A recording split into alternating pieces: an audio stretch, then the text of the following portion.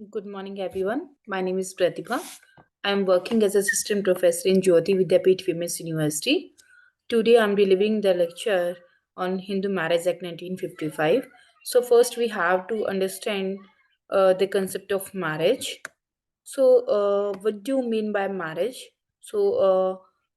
Marriage is a religious sacrament in which a man and women are bound in a permanent relationship for the physical, social, and spiritual need of dharma and procreation of the child. Means marriage का मतलब क्या है? ये एक sacrament है. Hindu marriage एक sacrament है, ये कॉन्ट्रैक्ट नहीं है. अगर बात करूं मुस्लिम मैरिज की तो वो क्या है? वो एक कॉन्ट्रैक्ट है दो पार्टीज के बीच में. ये क्या रहेगी? ये लॉन्ग लास्टिंग मैरिज रहेगी. किसके बीच में? मैन एंड वीमेन के बीच में एक परमानेंट रिलेशनशिप. ठीक है. लेकिन कॉन्ट्रैक्ट का मतलब क्या होता है? कॉन्ट्रैक्ट को कभी भी ब्रीच किया जा सकता है, कभी भी तोड़ा जा सकता है. ठीक है. लेकिन हिंदू मैरिज परमानेंट रिलेशनशिप होती है, इसलिए इसको सेक्रेमेंट बोला गया है. शादी क्यों की जाती है हिंदू मैरिज? इसके बारे में बताया गया है. Physical, social and spiritual need के लिए शादी की जाती है. प्रोक्रिएशन ऑफ चाइल्ड के लिए की जाती है. ठीक है. We can say that marriage is a bond between the husband and wife which is permanent. Marriage क्या है? Bond है. किसके बीच में? हस्बैंड एंड वाइफ के बीच में, जो परमानेंट नेचर का है. ठीक है. उसके बाद है, it is a religious and holy union of the bride and groom which is necessary to be performed by religious ceremonies and rites. इसका मतलब क्या है? इसको पवित्र बोला गया है हिंदू मैरिज को, जो कैसे की जाती है? जहां पे सेरेमनीज का परफॉर्म होना जरूरी है. ठीक है. नेक्स्ट आपका आता है कि मैरिज के लिए क्या क्या सेरेमनीज है, मैरिज के लिए एज कितनी होनी चाहिए. ठीक है. मैरिज के लिए मीन क्या है? मैरिज के लिए मीन सतपड़ी होनी चाहिए. सतपड़ी क्या होती है? 7 फेरी, 7 स्टेप्स अराउंड द फायर. जब भी हिंदू मैरिज में शादी की जाती है, जब तक 7 स्टेप्स नहीं लिए जाते अग्नि के चारों ओर, तब तक मैरिज को हम कंप्लीट नहीं माना जाता है. उसके बाद हिंदू मैरिज में एज देखी जाती है. क्या लड़की मेजर है? अगर लड़की मेजर है तभी उस शादी को हम क्या मानते हैं? कंसिडर करते हैं. तो उसके लिए कुछ ग्राउंड्स हैं validity of the Hindu marriage, तो वो सेक्शन 5 में दिए गए हैं.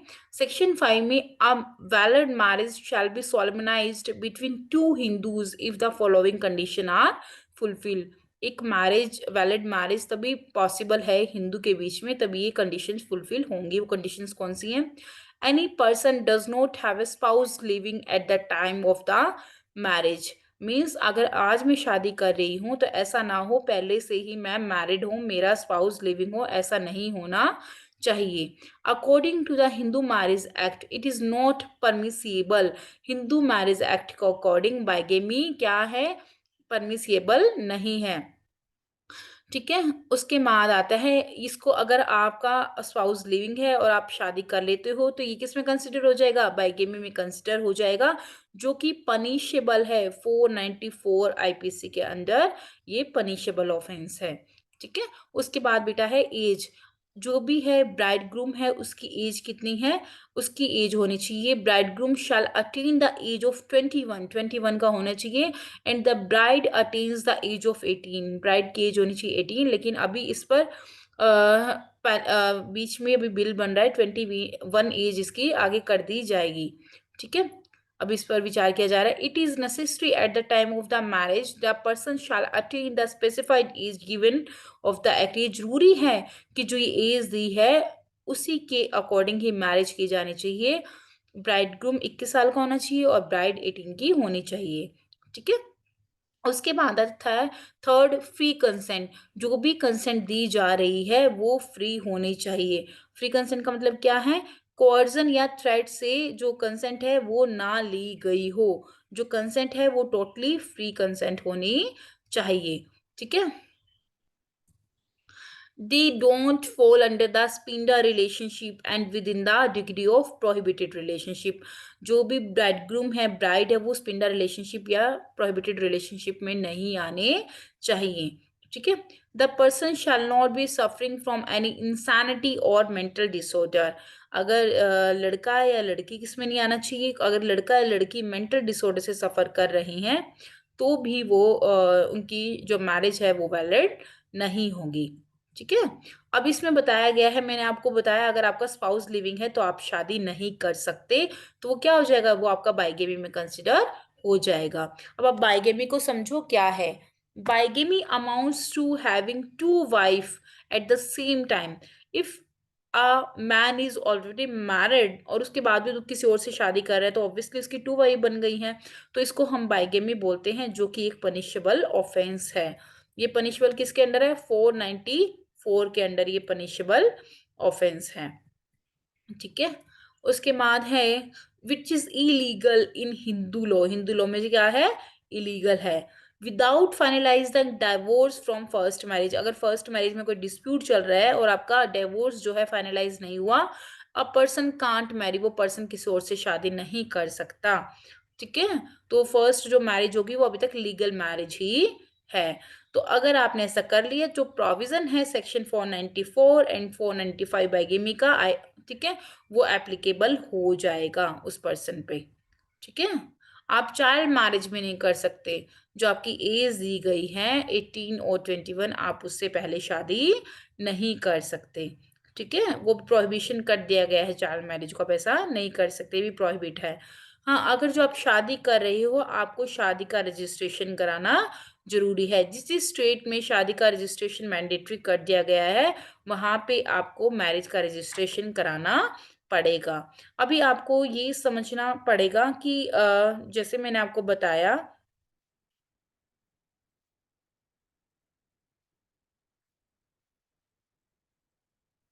कि जो मैरिज है, अभी मैंने आपको बताया था कि जो मैरिज है उसमें मैंने आपको बताया स्पिंडा रिलेशनशिप और प्रोहिबिटेड रिलेशनशिप। तो आपको उस प्रोहिबिटेड रिलेशनशिप और स्पिंडा रिलेशनशिप को भी समझने की जरूरत है। फर्स्ट मैंने आपको अभी तक बताया नो स्पाउस लिविंग। अगर आप शादी कर रहे हैं, any person does not have a spouse living at the time of the marriage. अगर आप शादी कर रहे हैं तो आपका पहले से कोई भी स्पाउस लिविंग नहीं होना चाहिए। अगर आप ऐसे करते हैं तो ये बाइगिविंग में कंसिडर हो जाएगा। फिर आपकी एज मैटर करेगी, आप 21 एज के होने चाहिए और जो ब्राइड है वो अटेंड कर लेनी चाहिए उसको एज 18 ईयर्स की। ये नेसेसरी है कि at the time of the age आप मेजर होने चाहिए। थर्ड है फ्री कंसेंट। आपकी जो कंसेंट है वो कर्जन से नहीं ली गई हो, डरा धमका के नहीं ली गई हो, बाय फोर्स नहीं ली गई हो। फिर है स्पिंडा रिलेशनशिप और प्रोहिबिटेड रिलेशनशिप। लड़का और लड़की दोनों, bride groom and bride, prohibited relationship और स्पिंडा रिलेशनशिप में नहीं होने चाहिए। फिफ्थ पॉइंट आता है note suffering from any insanity और मेंटल डिसऑर्डर। ठीक है? अगर आप शादी कर रहे हैं तो आप में से ब्राइड ग्रूम और ब्राइड में से कोई भी मेंटल डिसऑर्डर से सफ़र ना करता हो। अगर कोई भी मेंटल डिसऑर्डर से सफ़र करता होगा तो वो वैलिड मैरिज नहीं होगी। ये क्या होगा, ये ग्राउंड्स बन जाएगा, किसका ग्राउंड्स बन जाएगा, ये डिवोर्स का ग्राउंड बन जाएगा। ओके? नेक्स्ट आता है कि सेरेमनीज, कि मैरिज में कौन कौन सी सेरेमनीज परफॉर्म होनी चाहिए। मैरिज में मैंने आपको ऑलरेडी बताया था, मैरिज में अगर कौन कौन सी सेरेमनीज परफॉर्म होनी चाहिए। सप्तपदी सबसे इम्पोर्टेंट जो है वो है सप्तपदी। ठीक है? 7 स्टेप्स अराउंड द मैरिज। ठीक है? उसके बाद है registration of the marriage. Marriage का रजिस्ट्रेशन होना जरूरी है। ठीक है?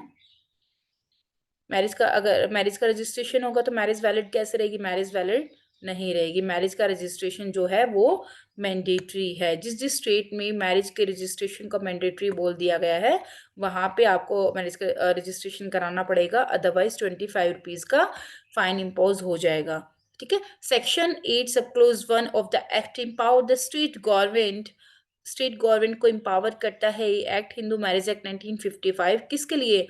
For the purpose of registration of the marriage. ठीक है? उसमें केस था अभी केकेपी छिबड़े वर्सेस एसपी छिबड़े। इस केस में बताया गया है रजिस्ट्रेशन ऑफ ए मैरिज क्या है, ये कंपल्शन करता है रजिस्ट्रेशन।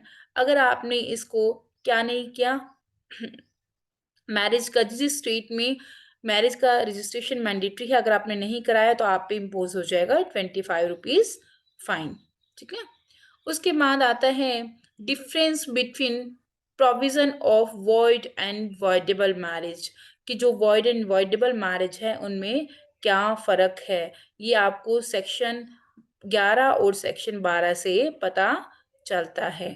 ठीक है, तो सेक्शन 12 में दिया गया है आपका वॉइड मैरिज, और सेक्शन 11 और 12 आपका डिफाइन करेगा इसको। ठीक है, तो अगर मैं बात करूँ 11 की, तो it is totally about the void marriage.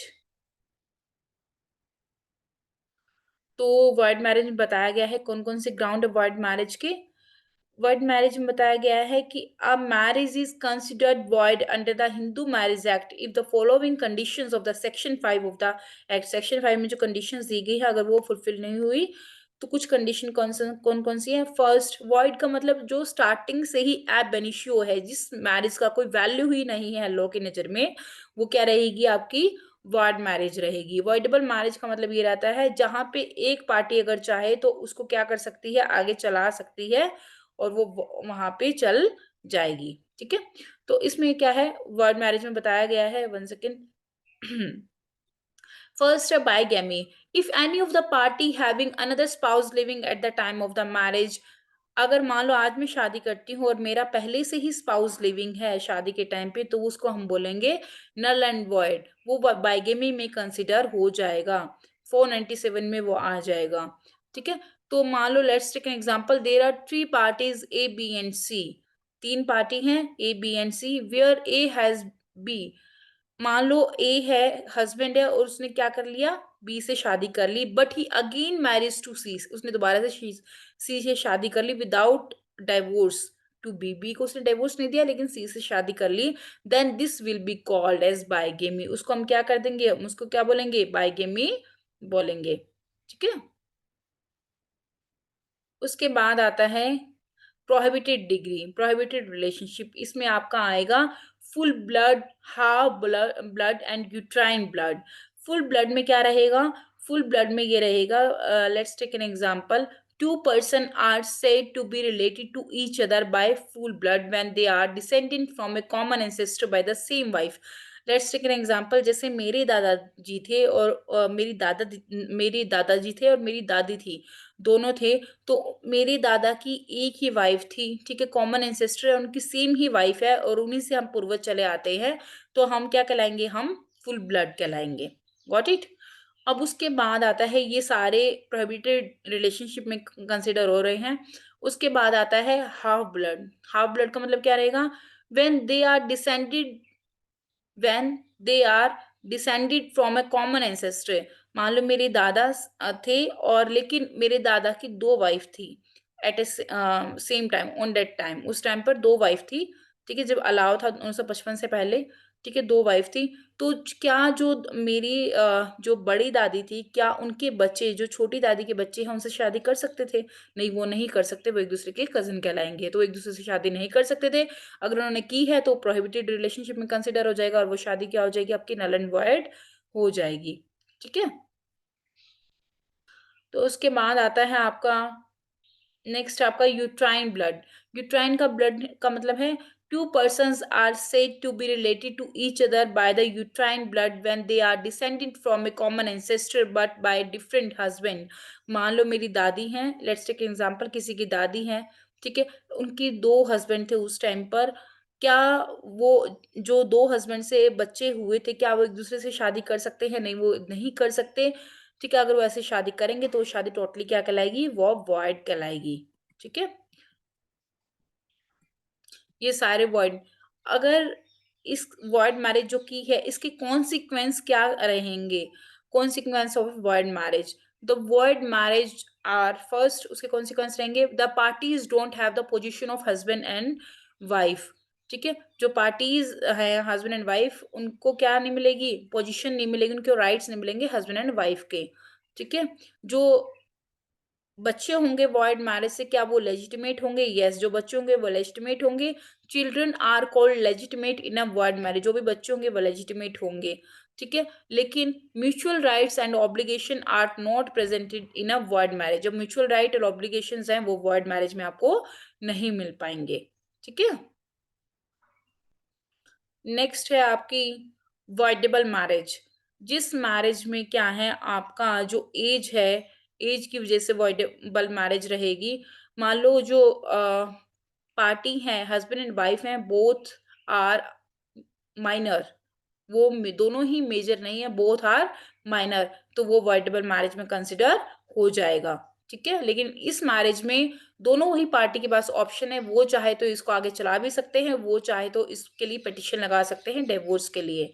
ठीक है, या फिर तो जो कंसेंट है, the consent of a marriage by either of the parties is done by force, जो कंसेंट ली गई है पार्टी से वो फोर्स के द्वारा ली गई है, फोर्स से ली गई है, तो ये वॉइडेबल मैरिज में कंसिडर हो जाएगा। थर्ड है, the party is suffering from A mental disorder, अगर पार्टी में एक पार्टी मेंटल डिसऑर्डर से सफर कर रही है, तो उस केस में क्या है, let's take an example, there are two parties A and B, where A is the husband and B is the wife. If B is suffering from the mental disorder due to which she is unfit for the reproduction of the children, then this can be also a ground for the voidable marriage। ठीक है, ए and B दो party हैं, एक husband है और B उसकी wife है, और बी क्या कर रही है, मेंटल डिसऑर्डर से सफर कर रही है, जिसकी वजह से उसको बच्चे नहीं हो सकते, रिप्रोडक्शन में प्रॉब्लम आ सकती है।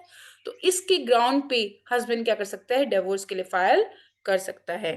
ठीक है, if either of the parties are under age, I already told you, अगर कोई भी पार्टी अंडर एज है, ब्राइड ग्रूम अंडर 21 है या फिर ब्राइड अंडर 18 है, तो इस केस में डाइवोर्स के लिए फाइल किया जा सकता है। Let's take an example, there are two parties A and B, where A is the husband and B is the wife. If B is under the age of 18 years, अगर B क्या है, 18 years के under है, then this marriage will be considered एडवर्डेबल।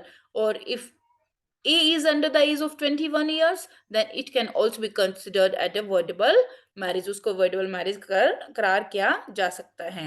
ठीक है,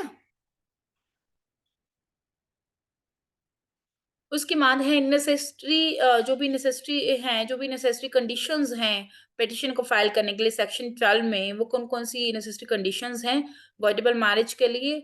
on the plea of the fraud and application of force on the marriage, a petition can be filed before the court within the 1 year of discovery of such fraud and application of force।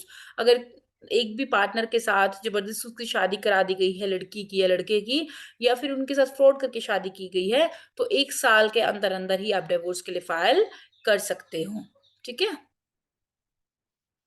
उसके बाद है no sexual relationship is established after knowing about alleged fact, अगर आप allegation लगा रहे हो कि इन्होंने, सामने वाली पार्टी ने आपके साथ फ्रॉड से शादी की है, तो उसके बाद आपने कोई भी सेक्सुअल इंटरकोर्स ना किया हो पार्टी के साथ। ठीक है, फिर आता है क्वेश्चन अराइज होता है कि जो भी चिल्ड्रन होंगे वॉइड एंड वॉइडेबल मैरिज से, क्या वो लेजिटिमेट होंगे, इलेजिटिमेट होंगे। तो legitimacy of the children under void and voidable marriage की वो स्पेसिफाई की गई है, वो मेंशन की गई है section 16 of the Hindu marriage act में। ठीक है, जो भी in a void marriage, void void marriage के ग्राउंड क्या कहते हैं, स्पेंडर रिलेशनशिप, प्रोहिबिटेड रिलेशनशिप और बाइगेमी मैरिज। तो वाइड मैरिज में any children born out shall be treated as legitimate, कोई भी बच्चा अगर पैदा हुआ है तो हम उसको क्या मानेंगे, लेजिटिमेट मानेंगे। ठीक है, और वर्डिबल मैरिज में अगर कोई भी बच्चा पैदा होगा मैरिटल रिलेशनशिप से, तो उसको भी हम लेजिटिमेट ही मानेंगे। ठीक है, बट एक ही केस ऐसा है, ठीक है, एक केस ऐसा है जिसमें हम, if prior to the marriage, अगर शादी से पहले द ब्राइड वाज प्रेग्नेंट, अगर जो ब्राइड थी वो प्रेग्नेंट थी और किसी और से प्रेग्नेंट थी, and give birth to the children after the marriage, उसने बच्चे को शादी के बाद जन्म दिया है, तो उस केस में बच्चे को हम लेजिटिमेट नहीं मानेंगे, उस केस में हम बच्चे को इलेजिटिमेट ही मानेंगे।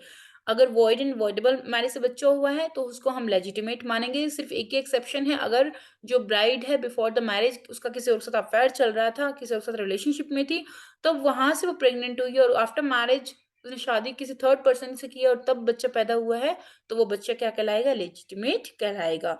What's the reason behind it? Because that child was not born out of the marital relationship or the present marriage. Okay. Let's take an example. If there are two parties A and B, अगर दो party A and B, where A is the husband and B is the wife, during the time of the marriage, B is pregnant by the another person, but after the marriage of A and B, the child born does not come from the marital relationship of A and B, that child will be termed as illegitimate. Okay.